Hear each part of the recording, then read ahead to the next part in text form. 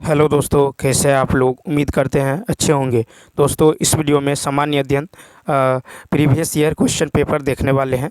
देखिए, यह पेपर जो है 26/8/2023 को पूछा गया है। ये क्लास 9-10 के लिए जो है पूछा गया है। देखिए, क्लास जो है 9 to 10, ठीक है। ये पेपर जो है 26/8/2023 को हुआ था, ठीक है। ये जो है क्लास 6 to 8 यानी क्लास 6 to 12 सब देख सकता है, क्योंकि जो है ये जनरल स्टडीज़ है, ठीक है। और सामान्य अध्ययन जो है सभी के लिए क्या होता है, समान होता है, ठीक है। तो चलिए देखते हैं। क्वेश्चन नंबर जो है पहले 9 से देख लेते हैं, उसके बाद मैथ के क्वेश्चन को सॉल्व करेंगे। तो देखिए, क्वेश्चन नंबर 9 है कि निम्नलिखित में से कौन सा जो है फोटो इलेक्ट्रिक उपकरण डिजिटल अनुप्रयोगों के लिए सबसे उपयुक्त है। तो इसका राइट आंसर होगा ए ऑप्शन, यानी फोटो वोल्टिक सेल। तो देखिए, फोटो वोल्टिक सेल जो है फोटो इलेक्ट्रिक उपकरण डिजिटल अनुप्रयोगों के लिए सबसे उपयुक्त है। फोटो वोल्टिक सेल में अर्धचालकों की दो या दो से अधिक परतें होती हैं, जिनमें एक परत में धनात्मक आवेश होता है और दूसरी परत में ऋणात्मक आवेश होता है। देखिए, उसके बाद है कि फोटोवोल्टेइक सेल के लाभ होते हैं जो निम्न है कि पर्यावरणीय स्थिरता, आर्थिक रूप से व्यवहार्य और नवीकरणीय सुलभ। फोटो डायोड एक पीएन जंक्शन डायोड है जो विद्युत ऊर्जा उत्पन्न करने के लिए प्रकाश ऊर्जा का उपयोग करता है, ठीक। नेक्स्ट क्वेश्चन है कि किसी जो है विखंडनीय द्रव्य का क्रांतिक जो है द्रव्यमान होगा, ठीक है, क्रांतिक द्रव्यमान होगा। तो 10 का राइट आंसर होगा बी ऑप्शन, यानी श्रृंखला अभिक्रिया हेतु आवश्यक न्यूनतम द्रव्यमान। श्रृंखला अभिक्रिया हेतु आवश्यक न्यूनतम द्रव्यमान किसी जो है विखंडनीय द्रव्य का जो है क्रांतिक द्रव्यमान होगा। किसी विखंडनीय पदार्थ को उसके क्रांतिक आकार के संगत वह द्रव्यमान जो श्रृंखला अभिक्रिया को जारी रखने के लिए आवश्यक होता है क्रांतिक द्रव्यमान कहलाता है, ठीक। अब देखिए कि एक भारी नाभिक का दो हल्के नाभिकों में टूटना नाभिकीय विखंडन कहलाता है, ठीक है। क्या कहलाता है, नाभिकीय विखंडन कहलाता है। उसके बाद देखिए, उसके बाद है क्वेश्चन नंबर देखिए 11। क्वेश्चन नंबर 11 है कि फलों को ज़बरदस्ती पकाने के लिए निम्नलिखित में से किस गैस का उपयोग किया जाता है। तो इसका राइट आंसर होगा बी ऑप्शन, एथिलीन। तो देखिए, फलों को ज़बरदस्ती पकाने के लिए एथिलीन गैस का उपयोग किया जाता है। फल पकाने के लिए कैल्शियम कार्बाइड और एसिटिलीन दोनों का उपयोग किया जाता है। एथिलीन एकमात्र ऐसा हार्मोन है जो गैसीय रूप में पाया जाता है, ठीक है, गैसीय रूप में पाया जाता है। अब देखिए, फ्लोरीजेंस जो है में बनते हैं, लेकिन फूलों को खिलने में मदद करता है, ठीक है, फूलों को खिलने में मदद करता है। उसके बाद देखिए कि साइटोकाइनिन आरएनए एवं प्रोटीन बनाने में सहायक होता है। साइटोकाइनिन जो है आरएनए एवं प्रोटीन बनाने में सहायक होता है। नेक्स्ट क्वेश्चन कहता है निम्नलिखित में से किसकी ऑक्टेन संख्या 0 है। तो 12 का राइट आंसर होगा ई ऑप्शन। तो देखिए, ऑक्टेन संख्या के द्वारा जो है गैसीय ऑक्टेन संख्या के द्वारा जो है गैसोलीन का प्रति अपस्फोटक गुण प्रदर्शित होता है।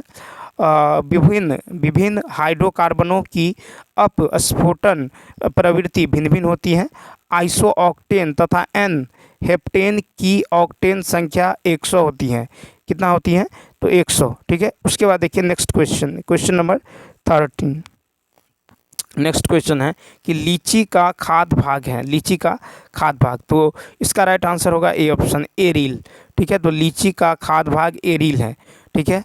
और केला का खाने योग्य भाग है फल भीति या अंतःभीति। आम का है मध्य भीति, ठीक है। नारियल का खाने योग्य भाग है भ्रूण पोष। सुपारी का है भ्रूणीय। अंजीर स्ट्रॉबेरी का है मांसल जो है आशय। नेक्स्ट क्वेश्चन देखिए, आणविक ऑक्सीजन का पत्तियों से निकलना कौन सी भौतिक क्रिया है। तो ए ऑप्शन, विसरण। आणविक ऑक्सीजन का पत्तियों से निकलना विसरण जो है क्रिया है। दो से अधिक पदार्थों का स्वतः एक दूसरे से जो है मिलकर समांग मिश्रण बनाने की क्रिया को विसरण कहते हैं। विसरण की क्रिया पदार्थों के परमाणु अणु या आयनों की अनियमित गति के कारण होती है। विसरण एक जो है अपरिवर्तनीय क्रिया है। विसरण पर गुरुत्वाकर्षण और उत्प्लावकता का कोई प्रभाव नहीं पड़ता है। पौधों द्वारा जो है अनावश्यक जल को वाष्प के रूप में शरीर से बाहर निकालने की क्रिया को वाष्पोत्सर्जन कहते हैं। क्वेश्चन नंबर देखिए 15। क्वेश्चन नंबर 15 है कि किसी गुणसूत्र पर जीनों की अपेक्षिक स्थिति ज्ञात करने की प्रक्रिया कहलाती है। तो 15 का सी ऑप्शन, यानी जीन मानचित्रण। ठीक है, तो किसी गुणसूत्र पर जीनों की अपेक्षिक स्थिति ज्ञात करने की प्रक्रिया जीन मानचित्रण कहलाती है। ठीक है, क्या कहलाती हैं? तो जीन मानचित्रण कहलाती हैं। ठीक है, उसके बाद देखिए कि जीन जो है मैपिंग जीन के स्थान और जीनोम में उनके सापेक्ष दूरी की पहचान है। जीन मैपिंग बीमारियों में शामिल जीव की पहचान करने में सक्षम बनाता है। जीन जो है अनुक्रमण जीनोम में न्यूक्लियोटाइड्स के अनुक्रम से बाहर निकलता है। नेक्स्ट, ब्रायोफाइटा में जो है बीजाणु मात्र कोशिका होती हैं। तो इसका राइट आंसर होगा बी, द्विगुणित। तो ब्रायोफाइटा में बीजाणु मात्र कोशिका द्विगुणित होता है। ब्रायोफाइटा में बीजाणु अगुणित होता है। बीजाणु मात्र कोशिकाएं अर्धसूत्री विभाजन से गुजरती है। बीजाणु मात्र कोशिकाएं जो है स्पोरोगोनियम के भीतर निर्मित होती हैं। उसके बाद है ब्रायोफाइटा को पादप जगत का उभयचर कहा जाता है। ब्रायोफाइटा का उदाहरण है लीवर वर्ट मांस। उसके बाद देखिए ब्रायोफाइटा वनस्पति जगत का सबसे बड़ा वर्ग है। क्वेश्चन नंबर 17 देखिए, नेक्स्ट क्वेश्चन है। देखिए नेक्स्ट क्वेश्चन की यदि बात करें, क्वेश्चन नंबर 17 है कि भारत सरकार द्वारा पर्यावरण और वन की सुरक्षा के लिए वर्ष एनजीटी यानी नेशनल ग्रीन ट्रिब्यूनल की स्थापना की गई थी। 17 का ए ऑप्शन, 2010 में भारत सरकार द्वारा पर्यावरण और वन की सुरक्षा के लिए एनजीटी नेशनल ग्रीन ट्रिब्यूनल की स्थापना 2010 में की गई थी। राष्ट्रीय हरित अधिनियम 2010 में संसद द्वारा पारित किया गया और इस अधिनियम के अधीन 18 अक्टूबर 2010 में देश का पहला एनजीटी स्थापित किया गया था। देश का प्रथम एनजीटी की स्थापना नई दिल्ली में किया गया था। एनजीटी की स्थापना करने वाला भारत विश्व का तीसरा तथा विकासशील देशों में पहला देश है। ठीक है, विशेष पर्यावरणीय न्यायाधिकरण भारत में पूर्व केवल ऑस्ट्रेलिया और न्यूजीलैंड में पर्यावरण से संबंधित मुकदमों को सुनने के लिए अलग से जो है अधिकरण बनाया गया है। नेक्स्ट क्वेश्चन है, भारत के किस शहर ने सबसे पहले पानी के नीचे मेट्रो की शुरुआत की है? 18 का राइट आंसर होगा ई ऑप्शन। तो देखिए भारत के देश की पहली यानी अंडर वाटर मेट्रो ट्रेन का ट्रायल जो है ये कोलकाता और हावड़ा के बीच तो जो है हुगली नदी के नीचे बने सुरंग और स्टेशनों से गुजरती है। ठीक है, अप्रैल 2023 में जो है केरल में कोच्चि में भारत का प्रथम वाटर मेट्रो जो है प्रारंभ किया गया। विश्व में सर्वप्रथम मेट्रो रेल का प्रचलन जो है लंदन में 1860 के दशक में प्रारंभ हुआ था। कब हुआ था? तो 1863 में। ठीक है, कब हुआ था? 1863 में। ठीक है, तो देखिए उसके बाद है कि भारत में प्रथम मेट्रो ये 24 अक्टूबर 1984 में कलकत्ता में परिचालन किया गया। भारत में जो है सबसे आधुनिकतम मेट्रो 2002 में दिल्ली मेट्रो है। नेक्स्ट क्वेश्चन में नेक्स्ट देखिए, नेक्स्ट है कि भारत की G20 अध्यक्षता में पर्यटन कार्य समूह की बैठक कहाँ हुई थी? तो 19 का होगा बी ऑप्शन, श्रीनगर यानी जम्मू कश्मीर। भारत की G20 अध्यक्षता में पर्यटन कार्य समूह की बैठक श्रीनगर जम्मू कश्मीर में हुई थी। मई 2023 में G20 पर्यटन कार्य समूह की बैठक श्रीनगर में हुई थी। G20 की स्थापना जो आर्थिक मंदी 1999 के दौरान हुआ था। सितंबर 2023 में भारत की अध्यक्षता में G20 की बैठक नई दिल्ली में आयोजित हुआ है। ठीक है, क्वेश्चन नंबर 20 देखिए। क्वेश्चन नंबर 20 है कि इनमें से किसने जो है राष्ट्रीय अंडर 17 बालिका कुश्ती चैंपियनशिप में रजत जो है पदक प्राप्त किया है? तो 20 का राइट आंसर होगा बी, कौन है? निर्जला। तो देखिए निर्जला ने राष्ट्रीय अंडर 17 बालिका कुश्ती चैंपियनशिप में रजत पदक जो है प्राप्त किया है। ठीक है, बिहार के जो है बखरी बेगूसराय की निर्जला ने कुश्ती चैंपियनशिप में रजत पदक प्राप्त की है। निर्जला ने राष्ट्रीय अंडर 17 कुश्ती प्रतियोगिता के जो है 49 kg वर्ग में पदक जो है प्राप्त की है। ठीक, नेक्स्ट क्वेश्चन देखिए। क्वेश्चन नंबर 21 है कि उपन्यास टॉम्ब ऑफ सेड के लिए अंतर्राष्ट्रीय बुकर पुरस्कार 2022 किसने जीता है? तो इसका राइट आंसर होगा ए ऑप्शन, गीतांजलि श्री और डेजी रॉकवेल। तो देखिए उपन्यास टॉम्ब ऑफ सेड के लिए अंतर्राष्ट्रीय बुकर जो है पुरस्कार ये 2022 में गीतांजलि श्री और डेजी रॉकवेल ने जीता है। गीतांजलि श्री अंतर्राष्ट्रीय बुकर पुरस्कार प्राप्त करने वाली भारत की प्रथम महिला है। प्रथम भारतीय मूल के ब्रिटिश नागरिक वीएस नायपॉल, जिन्हें 1971 ईस्वी में बुकर पुरस्कार दिया गया था। ठीक है, क्वेश्चन नंबर 22 है, भारत के 74वें गणतंत्र दिवस पर कौन मुख्य अतिथि थे? तो 22 का राइट आंसर होगा बी ऑप्शन, यानी अब्देल फतेह अल सीसी। तो भारत के 74वें गणतंत्र दिवस पर मुख्य अतिथि अब्देल फतेह अल सीसी थे। अब्देल फतेह अल सीसी मिस्र के राष्ट्रपति हैं। भारत के प्रथम गणतंत्र दिवस पर इंडोनेशिया के राष्ट्रपति डॉक्टर सुकर्नो मुख्य अतिथि थे। भारत के प्रथम गणतंत्र दिवस पर इंडोनेशिया के राष्ट्रपति डॉक्टर जो है ये सुकर्नो जो मुख्य अतिथि थे, और 74वें गणतंत्र दिवस पर मुख्य अतिथि अब्देल फतेह अल सीसी जो मिस्र के राष्ट्रपति हैं। ठीक है, नेक्स्ट क्वेश्चन देखिए। नेक्स्ट क्वेश्चन की यदि बात करें तो नेक्स्ट क्वेश्चन है कि बिहार के किस जिले में जो है प्रथम तैरता हुआ सोलर ऊर्जा संयंत्र बनाया गया है? तो देखिए 23 का राइट आंसर होगा ए ऑप्शन, दरभंगा। बिहार के दरभंगा जिला में प्रथम तैरता हुआ सोलर ऊर्जा संयंत्र बनाया गया है। दरभंगा के केदारनाथ में स्थापित तैरता हुआ सोलर ऊर्जा संयंत्र की क्षमता लगभग 2 मेगावाट है। ठीक है, क्वेश्चन नंबर 24 है, बिहार में निम्नलिखित में से किसे जीआई टैग मिला है? तो 24 का होगा ए ऑप्शन, मगही पान। बिहार में विकल्पों में से मगही पान को जीआई टैग मिला है। ठीक है, भारत में सर्वप्रथम दार्जिलिंग चाय को जीआई टैग दिया गया। बिहार में जीआई टैग प्राप्त है सिलवा के खाजा, ठीक है, मधुबनी पेंटिंग, मुजफ्फरपुर के शाही लीची, कतरनी चावल, भागलपुर की सिल्क, भागलपुर के दरजालू आम, उसके बाद है आपको मिथिला मखाना, उसके बाद है सिक्की ग्रास हैंडीक्राफ्ट, सुजनी कढ़ाई और पिपली वर्क, मरचा धान और मगही पत्ते पान का। नेक्स्ट क्वेश्चन देखिए, क्वेश्चन नंबर 25 कहता सुमेलित करें। तो 25 का राइट आंसर हो जाएगा आपको बी ऑप्शन। क्या होगा? तो 4 का होगा आपको 4 यानी 1 और 2 होगा यानी डेल्टा।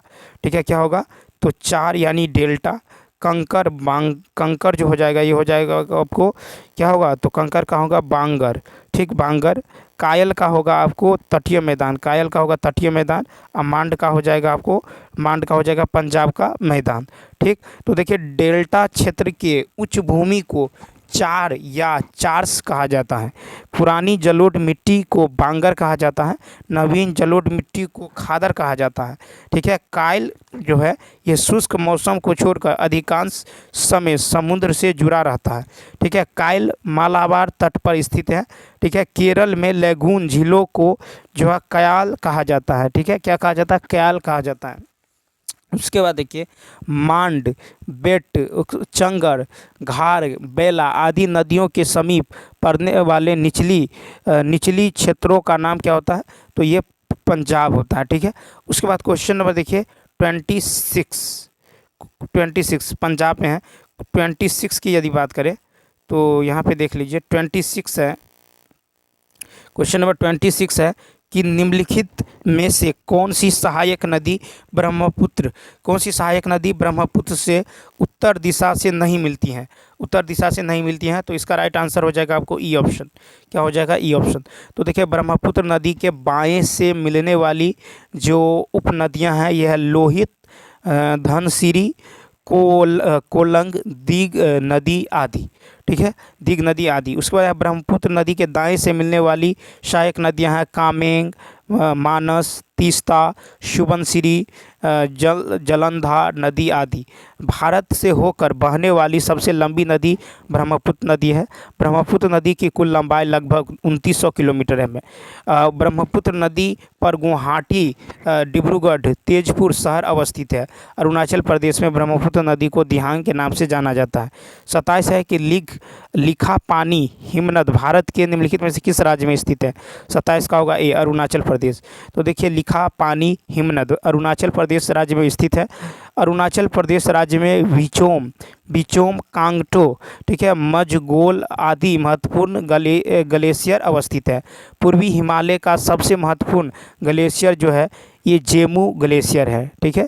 उसके बाद देखिए ग्लेशियर और जो है राज्य और संघीय प्रदेश, जैसे देखिए बारह सिगरी या भादल जो है ये ग्लेशियर है, ये कहाँ है तो हिमाचल प्रदेश में है। उसके बाद जेमू रथोंग लोनाक ये ग्लेशियर सिक्किम में है, ठीक है। उसके बाद देखिए परकाचीन नुब्रा ये ग्लेशियर लद्दाख में है। चोरोबारी और चतुरंगी ये उत्तराखंड में है। विश्व का सबसे बड़ा ग्लेशियर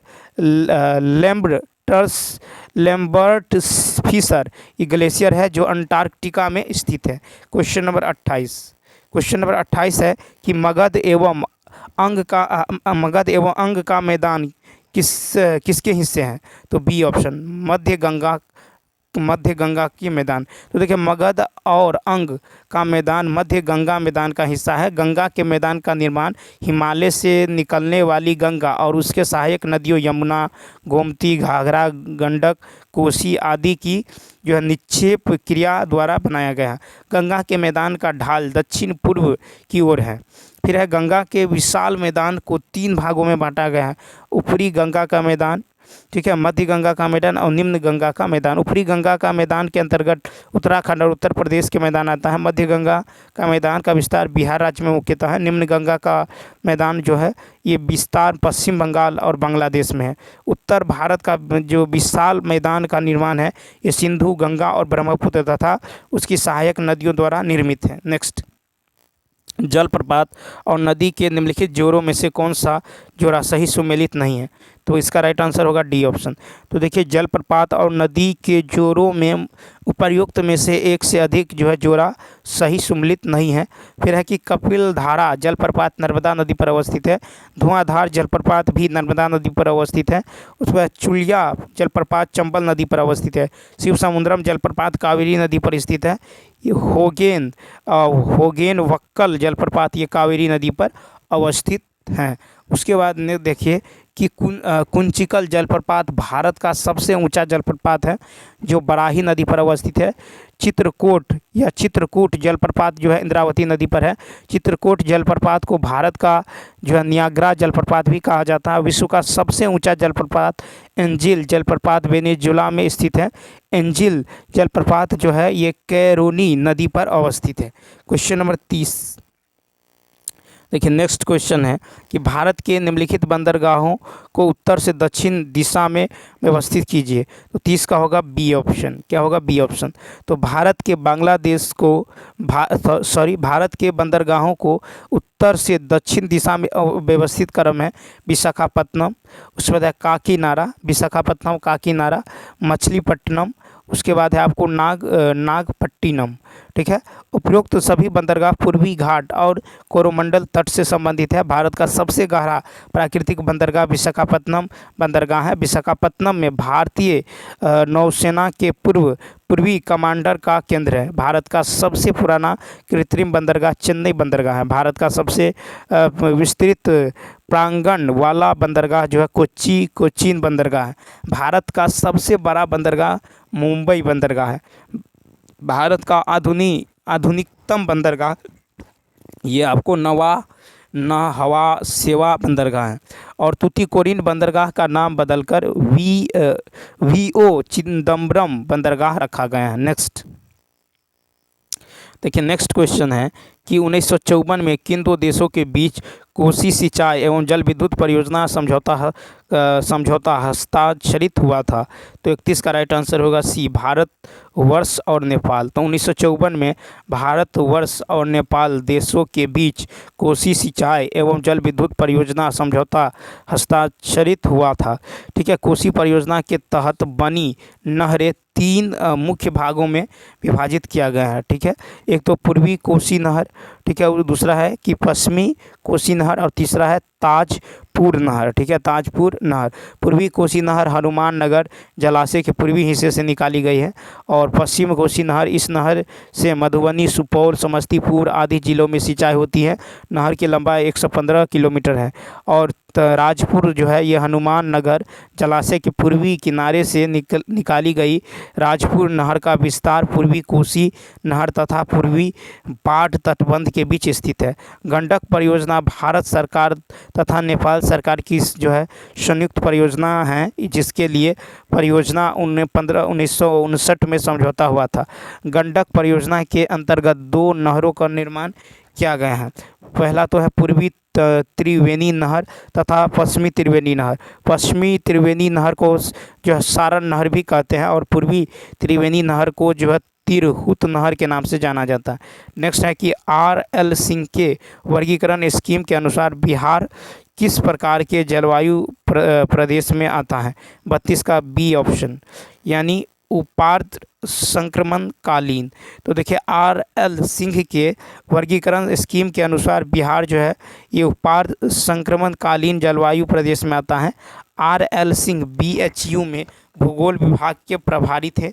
बिहार की जलवायु मानसून जलवायु है, जिसे उपोष्ण कटिबंधीय जलवायु भी कहते हैं। कोपेन के जलवायु वर्गीकरण के अनुसार उत्तरी बिहार और उत्तर प्रदेश की जलवायु को CWG के रूप में बताया गया है।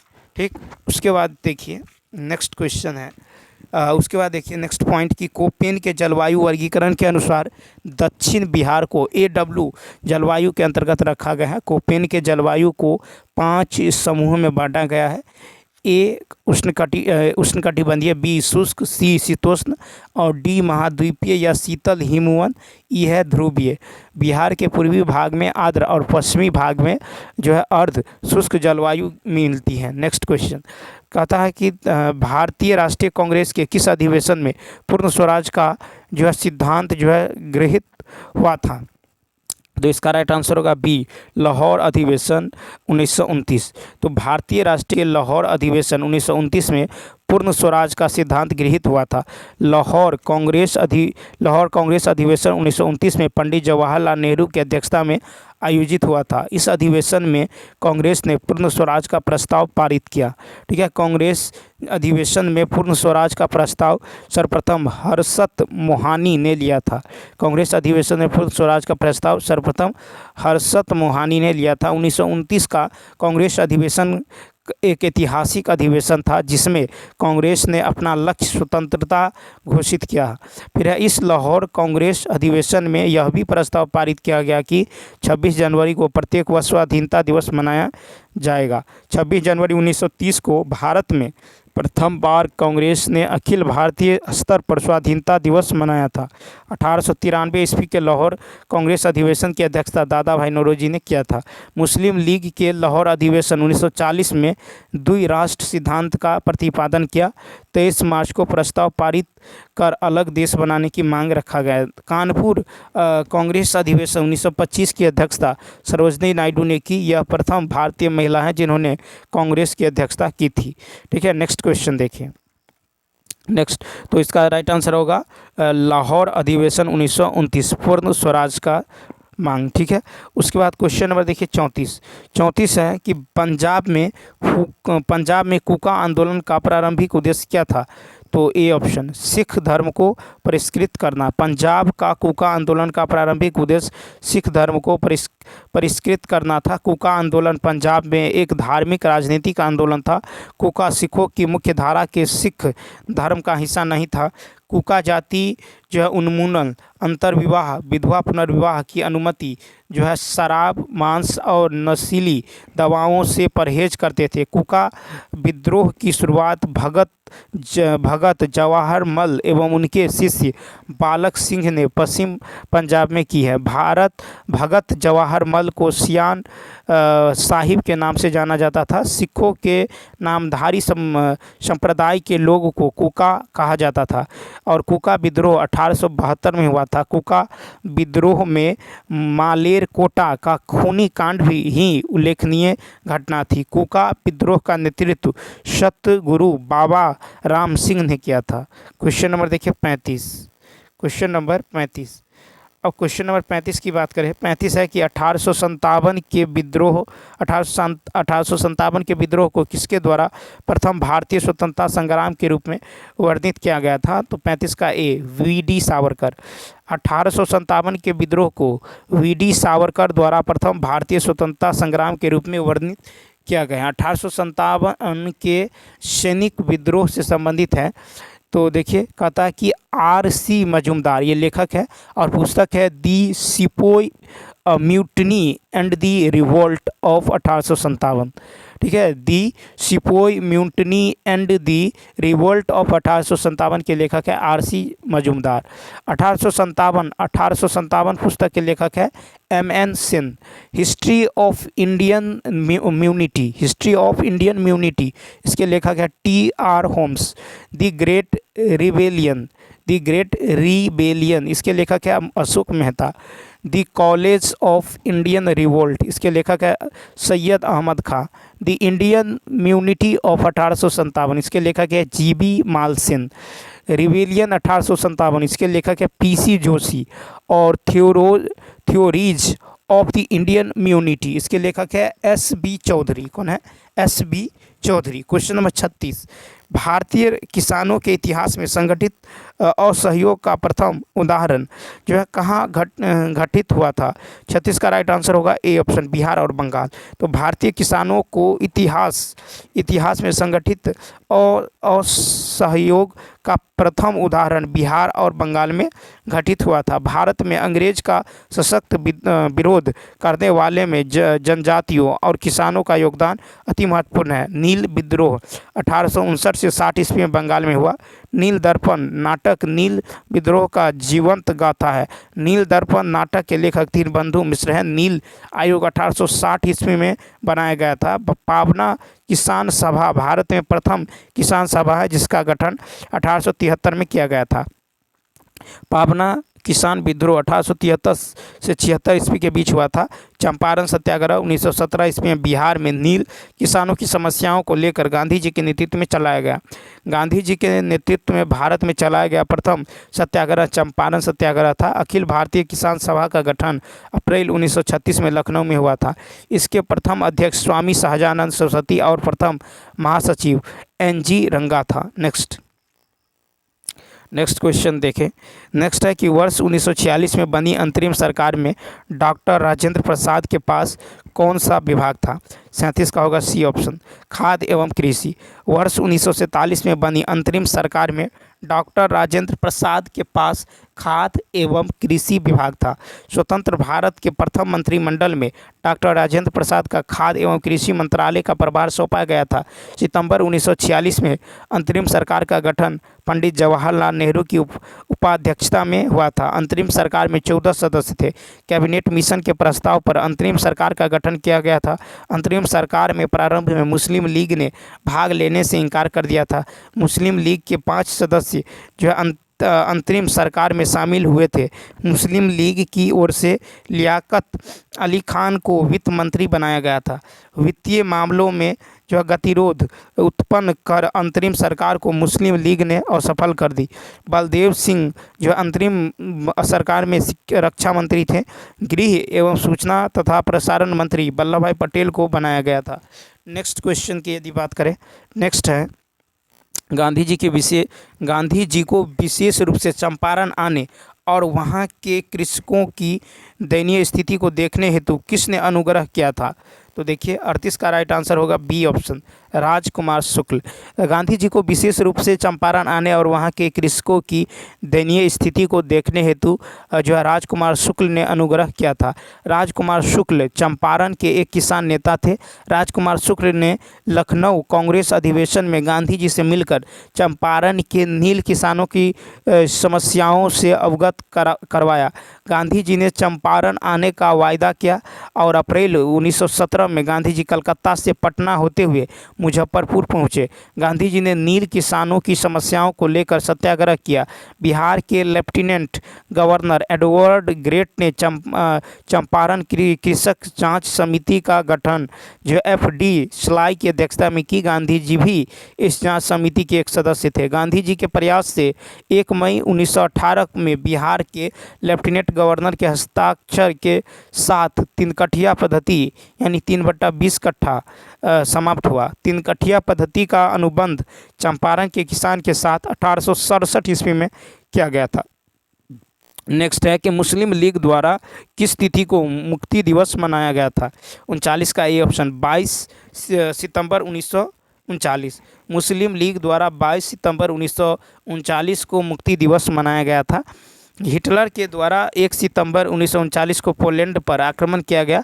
यह द्वितीय विश्व युद्ध का तत्कालीन कारण बन गया। 3 सितंबर 1939 को ब्रिटेन और फ्रांस ने पोलैंड के समर्थन में युद्ध की घोषणा कर दिया। इस प्रकार द्वितीय विश्व युद्ध की शुरुआत हो गई और भारत को भी युद्ध राष्ट्र घोषित कर दिया गया। अंग्रेज़ों ने कांग्रेस का समर्थन लिए बिना ही भारत को युद्ध राष्ट्र घोषित किया था। इसके विरोध में राज्यों के कांग्रेसी मंत्रिमंडल ने त्यागपत्र दे दिया।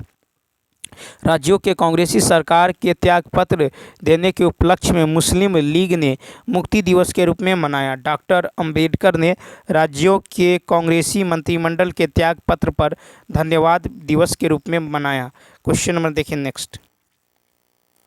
क्वेश्चन नंबर 40 है कि नेशनल कॉलेज और बिहार विद्यापीठ का शिलान्यास किसने किया था? तो 40 का C option Mahatma Gandhi. National college और बिहार विद्यापीठ का शिलान्यास महात्मा गांधी ने किया था। महात्मा गांधी ने 6 फरवरी 1921 को नेशनल कॉलेज और बिहार विद्यापीठ का पटना में शिलान्यास किया है। और असहयोग आंदोलन की शुरुआत 1 अगस्त 1920 को महात्मा गांधी जी द्वारा किया गया। और असहयोग आंदोलन के दौरान नकारात्मक और सकारात्मक 2 पहलू थे। सकारात्मक पहलू में ही बिहार विद्यापीठ की स्थापना भी शामिल थी।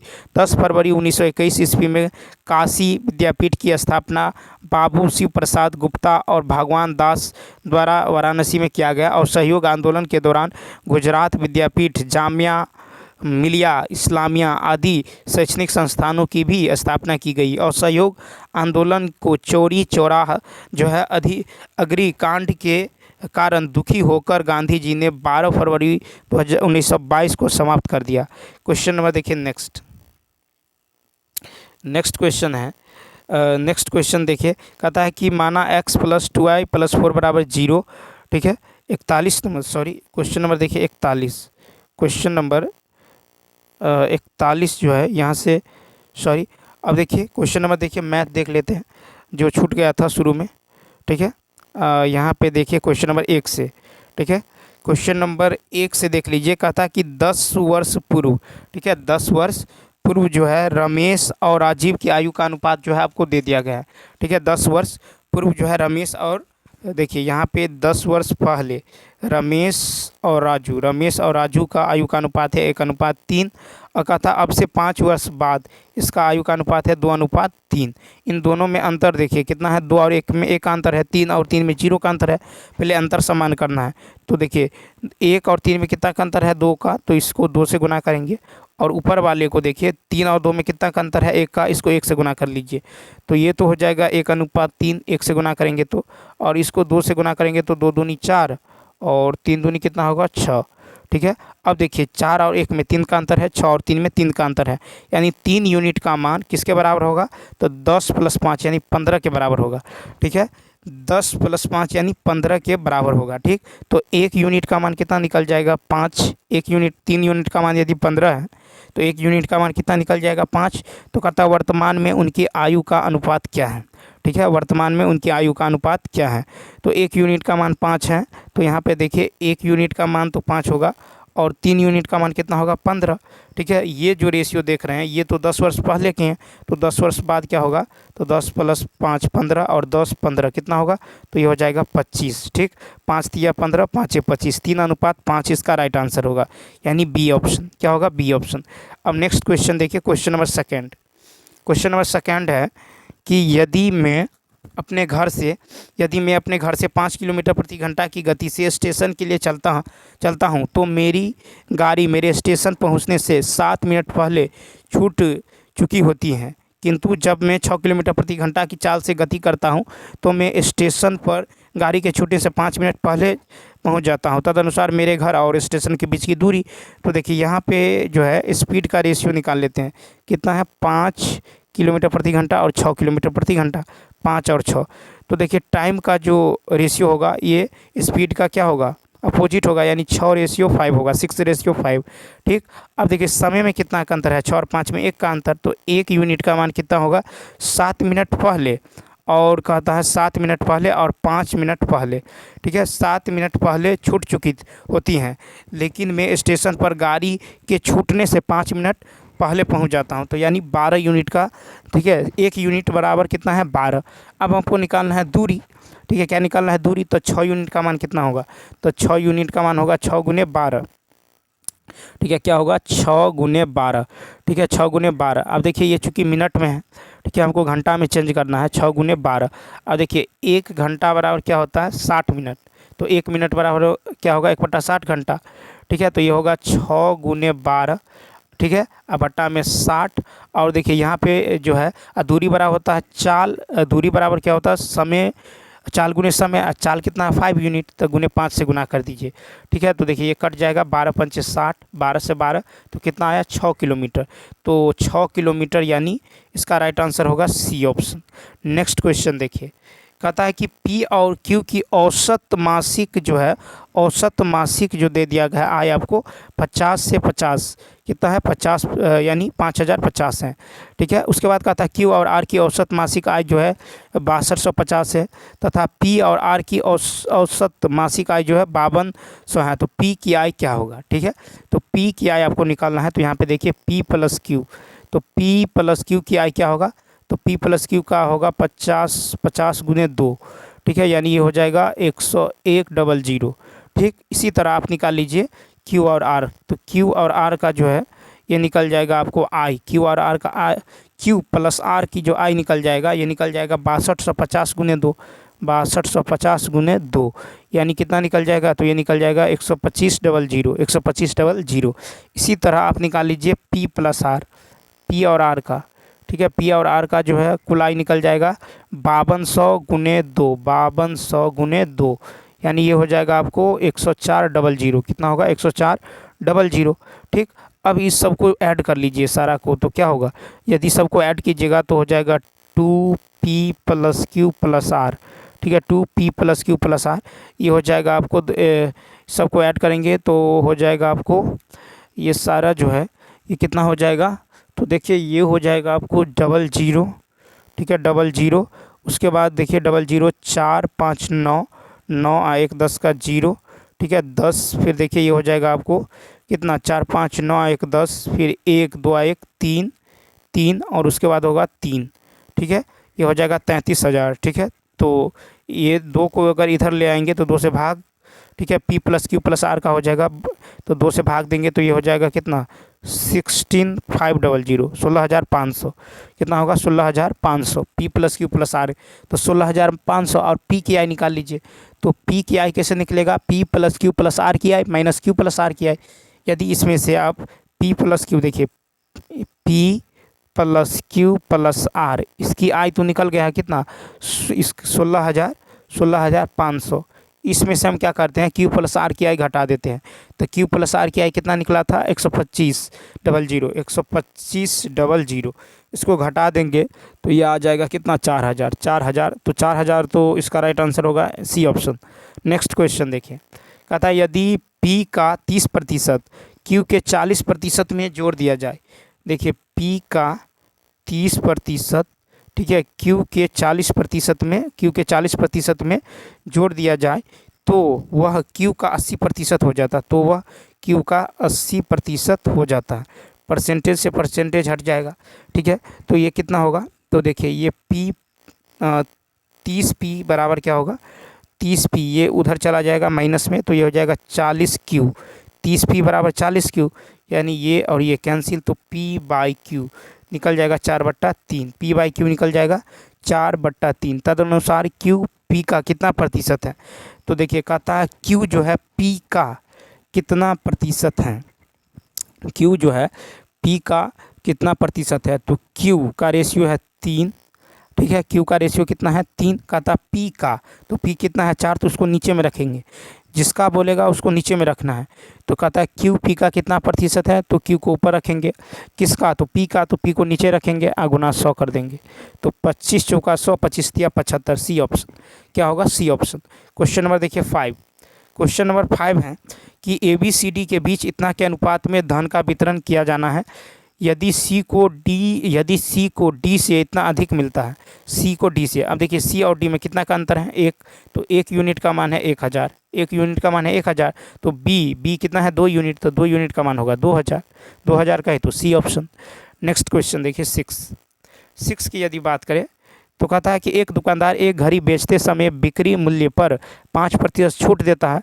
यदि वह उस छूट पर 6% छूट दे देता है तो उसे पहले 15 रुपये कम का लाभ मिलेगा। ठीक है, तो घड़ी का अंकित मूल्य क्या है, घड़ी का क्या है अंकित मूल्य क्या है। तो देखिए यहाँ पे यदि देखें तो इन दोनों में अंतर देख लीजिए, 6% और 5% छूट में अंतर कितना का है, तो 1% का है। तो 1% किसके बराबर होगा, 15 के बराबर होगा, क्योंकि कर रहा है 15 कम, 15 के बराबर होगा। तो हमको निकालना है 100% का मान, तो 100% किसके बराबर होगा, 1500 के बराबर होगा, 1500 यानी बी ऑप्शन। नेक्स्ट क्वेश्चन देखिए, नेक्स्ट क्वेश्चन है कि 3 संख्याएं 3, 4, 5 के अनुपात में है, उनमें सबसे बड़ी एवं सबसे छोटी संख्याओं का योग दूसरी संख्या तथा 52 के योग के बराबर है। तो देखिए रेशियो तो दे दिया गया है, कहता उनमें सबसे बड़ी एवं सबसे छोटी संख्या का योग, तो सबसे बड़ी और सबसे छोटी, तो 5 और 3 8 हुआ। ठीक, अब कहता है कि उसमें सबसे बड़ी एवं सबसे छोटी संख्या का योग दूसरी संख्या तथा 52 के योग के बराबर है। दूसरी संख्या कितना है 4, तो 4 यूनिट। ठीक है, 8 मान लीजिए 8x और जो है दूसरी संख्या 4x। ठीक है, और उसके 52 के योग के बराबर है, तो इसको इधर लाएंगे तो 4x बराबर होगा कितना 52, तो x बराबर कितना होगा 13, x बराबर निकल जाएगा आपको 13। ठीक, अब आपको क्या निकालना है, तो कह रहा है आपको छोटी संख्या 3x, तो 3 गुने x, तो 3 गुने कितना होगा 13, यानी 13 × 39, यानी कितना होगा बी ऑप्शन। इसका राइट आंसर होगा बी। क्वेश्चन नंबर 8 देखिए, क्वेश्चन नंबर 8 की यदि बात करें तो देखिए यहाँ पे क्वेश्चन नंबर 8 है। क्वेश्चन नंबर 8 है कि यदि 2 के पावर n-1 बराबर 1/8 के पावर n-3, ठीक, तब कहता है n का मान क्या होगा, n का मान क्या होगा। तो यहाँ पे हम लिख सकते हैं 2 के पावर 2n-1 और बराबर में हो जाएगा आपको 8 के पावर -n-3। ठीक है, माइनस क्या होगा, -8 के पावर माइनस इंटू n-3, यानी ये होगा 2 के पावर n-2 के पावर 2n-1 बराबर 2 के पावर -3 इंटू n-3, यानी 2 का क्यूब 8 होता है। ठीक, अब देखिए ये क्या होगा, तो 2n-1 बराबर हो जाएगा आपको -3 इंटू n-3। इसको सॉल्व करेंगे तो n का मान निकल जाएगा 2, n का मान कितना निकलेगा 2। अगर 2 निकलेगा तो इसका आंसर क्या हो जाएगा, बी ऑप्शन। क्या होगा, बी ऑप्शन। तो चलिए दोस्तों, इस वीडियो में इतना ही। यदि यह वीडियो अच्छा लगा हो तो लाइक, शेयर और सब्सक्राइब करना ना भूलें। साथ ही साथ कमेंट करके अवश्य बताएं कि यह वीडियो आपको कैसा लगा। तो चलिए मिलते हैं नेक्स्ट वीडियो में। यदि आप लैंग्वेज इंग्लिश और हिंदी का प्रैक्टिस सेट पेपर देखना चाहते हैं तो आप जो है